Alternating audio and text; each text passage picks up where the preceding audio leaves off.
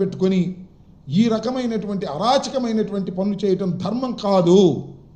ఇప్పటికైనా నేను మనవి చేస్తున్నా, నారా చంద్రబాబు నాయుడు గారు, బాధ్యులైన వ్యక్తుల మీద మీరు తక్షణమే చర్య తీసుకోకపోయినట్లయితే ఇది చాలా ప్రమాదకరమైన దశకు పోతుంది.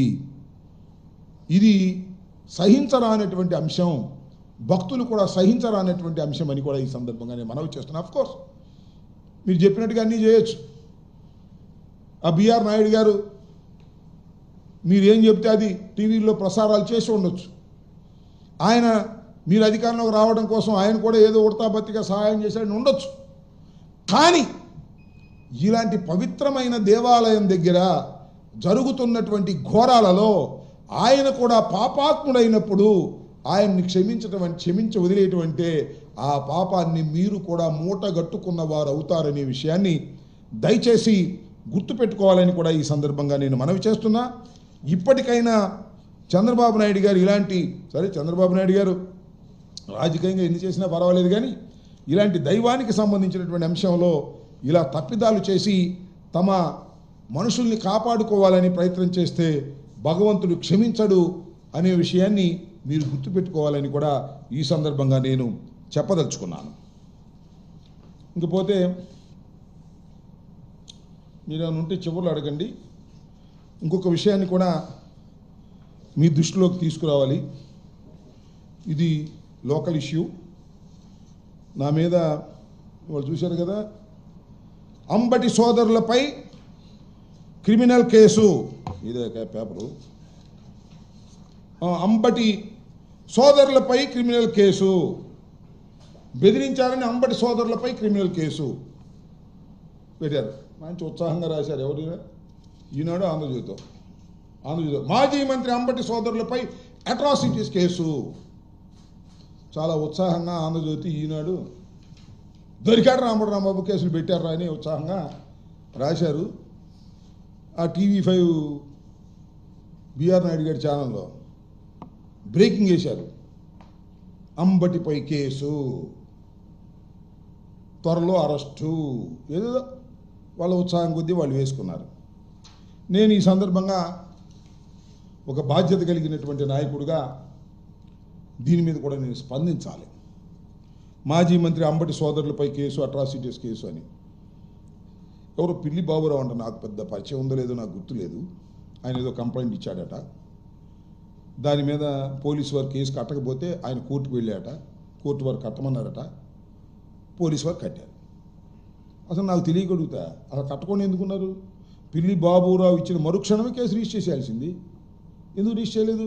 మన కోర్టుకు వెళ్ళాల్సిన అవసరం ఏంటి? నేను మొన్న వెళ్ళినట్టుగా. ఎప్పుడైనా ఈ భారతదేశంలో చట్టం ఏం చెప్తుందంటే, ఎవరైనా ఒక కంప్లైంట్, ఒక నాన్ కాగ్నిజబుల్ అఫెన్స్ని ఎవరైనా పోలీసు వారి దృష్టికి తీసుకువెళ్ళినప్పుడు, whether it is oral or reduced in to writing, immediately they have to register the case.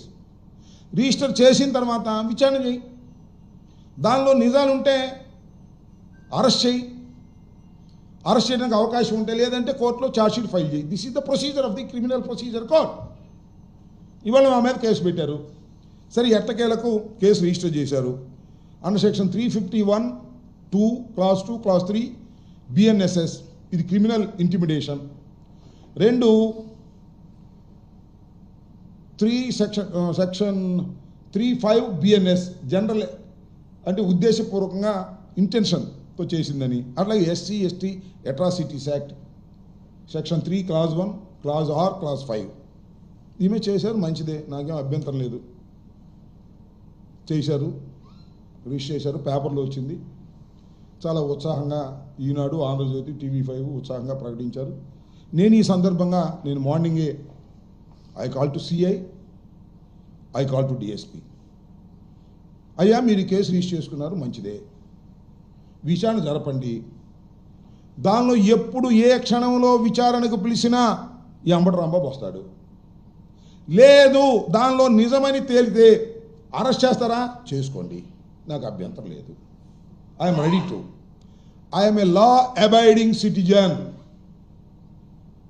2.5 సంవత్సరాలు మంత్రిగా 10 సంవత్సరాలు శాసనసభ్యుడిగా పనిచేసిన బాధ్యత గల పౌరుణ్ణి, చట్టం అంతో ఇంతో తెలిసినటువంటి వ్యక్తిని నా మీద కేసు రిజిస్టర్ చేస్తే నేను చెప్తున్నా, క్వాష్కి వెళ్ళను, యాంటిసిపేటరీ బెయిల్కి వెళ్ళను. విచారణ జరిపి వాస్తవాలుంటే మీరు చట్ట ప్రకారం ఏ యాక్షన్ తీసుకున్నా దానికి సిద్ధపడి ఉన్నాను, పారిపోను. నేను పోలీస్ వారికి మనవి చేసేది ఏంటంటే, ఏదో లోకేష్ చెప్పాడేనో లేకపోతే చంద్రబాబు చెప్పాడేనో అర్ధరాత్రి ఇప్పుడు వచ్చి మా తలుపులు బాధకండి. లేదు, మొన్న ప్రేమ తీసుకెళ్ళారు కదా, అర్ధరాత్రి వచ్చి తలుపులు బాది పగలగొట్టి అట్లా తీసుకెళ్ళమాకండి. I'm law abiding citizen. లేదంటే ఆ సుదర్శన్ రెడ్డి అనే అడ్వకేట్ని మొన్న నంద్యాలలోనో కడపలోనో కాలర బట్టలు తీసుకెళ్లారే, అట్లా తీసుకెళ్ళమాకండి. కాల్ చేయండి అయ్యా, వచ్చేస్తాను, ఇబ్బంది ఏమీ లేదు. మీరు అరెస్ట్ చేయాల్సి లేకపోతే బయట నుంచి రాంబాబు గారు మిమ్మల్ని అరెస్ట్ చేస్తున్నారు రమ్మనండి, వచ్చేస్తా. చట్టం ఉంటే చట్టంలో ఏ ప్రకారం ఉంటే ఆ ప్రకారం వెళ్ళండి. I'm not going to anticipatory bail. క్వాష్కి కూడా వెళ్ళను. ఎందుకంటే ఈ ధైర్యంగా ఎందుకు చెప్తున్నా అంటే, నాకు సంబంధం లేని కేసురా స్వామి, ఇది సంబంధం లేని కేసులు ఏదో పెట్టేసి నన్ను భయపెట్టాలని అనుకుంటే భయపడేవాడినా. అన్నీ కింద పైన మెరిసిపోయి ఉన్నాను, ఎన్నో సంవత్సరాల నుంచి రాజకీయాల్లో ఉన్నాను. మీరు భయపడి ఏం చేయను, పారిపోనా? కేసు పెట్టంగానే యాంటిసిపేటరీ బెయిల్ ఫైల్ చేసి ఎక్కడికో పారిపోనా? ఎక్కడ పారిపోను? ఐఎమ్ వెరీ పాపులర్ మ్యాన్ కదా, ఎక్కడ పారిపోను? నా గడ్డం చూసి ఎవడైనా గుర్తుపడతాడు, అయ్యో రాంబాబు గారు పారిపోయారు అంటారు. ఎందుకు అవ్వదు? మీరు పెడితే జైల్లో ఉంటా. అది నిజమైతే చట్టం తన పని తాను చేసుకుపోవడానికి లా అబైడింగ్ సిటిజన్గా, మాజీ మంత్రిగా, శాసనసభ్యుడిగా, జగన్మోహన్ రెడ్డి గారి ఫాలోయర్గా, రాజశేఖర రెడ్డి గారి శిష్యుడిగా సిద్ధంగా ఉన్నాను అని కూడా గుర్తుపెట్టుకోమని మనవి చేస్తున్నా. ఎస్పీ గారికి, డీజీపీ గారికి, ఇంకా ఐజీ గారు, ఇక్కడ సర్వశ్రేష్ఠ త్రిపాఠి గారికి, డిఎస్పీ గారికి, సిఐ గారికి, ఎస్ఐ గారికి అందరికీ చెప్తున్నా, I'm a law abiding citizen. రండి, విచారణకు పిలవండి, ఫోన్లో పిలిస్తే వస్తా, అరెస్ట్ చేస్తే వస్తా, లోపల పెడితే ఉంటా. అది గుర్తుపెట్టుకోమని కూడా ఈ సందర్భంగా నేను చెప్పదలుచుకున్నాను. ఇంకా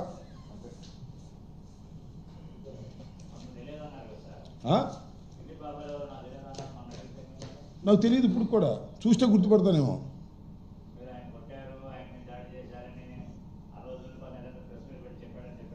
నువ్వు చెప్పారని చెప్పారు, కేసు రిజిస్టర్ అయితే కదా. అసలు ఆ పిల్లి బాబురావు ఎవరో, ఆయన నేను ఎప్పుడు కొట్టానో ఏమిటో నాకు తెలియదు స్వామి, ఇది నిజము. అసలు ఏమయ్యా, నేనే ఉన్న కొడితే తెలవకుండా ఉంటుందా?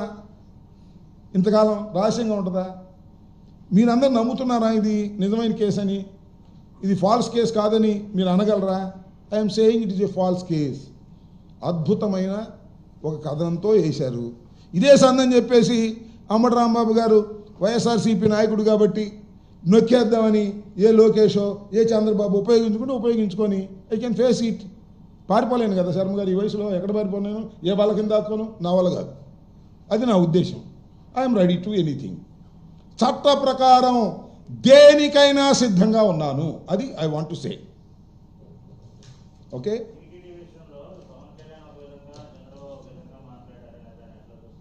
అవును, టీటీడీ విషయంలో పవన్ కళ్యాణ్ ఒక రకంగాను, అంటే డిప్యూటీ సీఎం గారు ఒక రకంగాను, సీఎం గారు ఒక రకంగాను మాట్లాడారు. అంటే ఇద్దరికి వేరు వేరు ఏజెండాలు ఉన్నాయి అనుకోవాలి మనం ఈ విషయంలో. నేను చెప్పాను కదా ఇందాక, క్రైమ్స్ మ్యానుఫ్యాక్చరింగ్ యూనిట్ అది. చంద్రబాబు నాయుడు గారు, ఎస్పీ గారు, ఈఓ గారు, జేఈఓ గారు, ఈ నలుగురు కలిసి వండుతున్నారు, నేరాలు వండుతున్నారు. ఎవడి మీద పెడదామా అని, సుబ్బారెడ్డి మీద పెట్టేద్దాం, ధర్మారెడ్డి మీద పెట్టేద్దాం, కరుణాకర్ రెడ్డి మీద పెట్టేద్దాం, అందరి మీద పెట్టేసి జగన్మోహన్ రెడ్డి మీద కూడా పెట్టేద్దాం. లడ్డూలో కొవ్వు కలిసిందని మొత్తాన్ని కలిసి దేవుడు పెడితే లోపలేసేద్దాం. ఇది వాళ్ళ ప్రయత్నం. అలాంటి ప్రయత్నం చేసే పెద్ద క్రిమినల్ ముఠా మీద ముఠా సభ్యుడైనటువంటి చంద్రబాబు నాయుడు గారు యాక్షన్ తీసుకుంటారంటే ఎట్లా నమ్ముతాం? దిస్ ఈజ్ మై ఒపీనియన్ అవునో కాదో రాష్ట్రపతిని ఆలోచించండి, లేకపోతే ఎందుకు తీసుకోరండి? వాడెవరండి పాపం? ఆ గోశాల ఇన్ఛార్జ్ అరుణాథ రెడ్డి అంట, ఆయనకేం పాపం తెలుసు నాకు అర్థం కాల. ఆ డిఎస్పీకి ఏం తెలుసు పాపం నాకు అర్థం కాల. విజిలెన్స్ ఆఫీసర్ బాగానే ఉంటాడు, ఎస్పీ బాగానే ఉంటాడు, అంటే ఉన్న బదిలీ అంటే ఇంతకన్నా మంచి పోస్టులు చేస్తారు. ఎందుకంటే ఆ టీంలో బాగా వీళ్ళు ఏం చెప్తే అది రాస్తారు. చంద్రబాబు నాయుడు గారు ఏం చెప్తే అది రాసేస్తాడు ఎస్పీ గారు. ధర్మారెడ్డి గారు ఇంతగా చేశాడు, సుబ్బారెడ్డి గారు ఇంతగా చేశాడు అని లిస్తే అవి రిజిస్టర్ చేస్తాడు. రిజిస్టర్ చేసి అర్ధరాత్రి వచ్చి పట్టుకుపోతాడు. ఇది వాళ్ళ పని. అవునో కాదో ఆలోచన చేయమని రాష్ట్ర ప్రజానీకాన్ని, భక్తుల్ని నేను కోరుకుంటున్నాను. ఓకే.